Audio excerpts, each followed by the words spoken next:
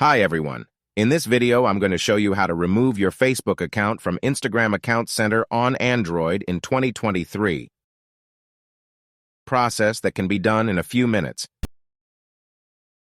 Open the Instagram app on your phone. Tap on your profile picture in the bottom right corner. Tap on the three lines in the top right corner.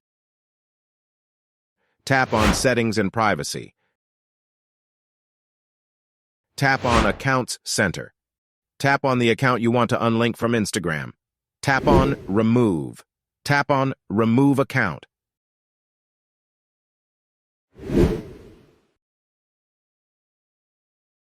Tap on Continue. Then tap on Remove again to confirm. That's it. You have now successfully unlinked your Facebook account from your Instagram account.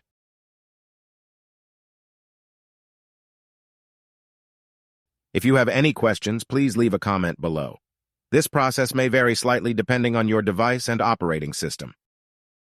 If you are unable to unlink your accounts, you may need to contact Instagram support for help. Don't forget to like and share this video.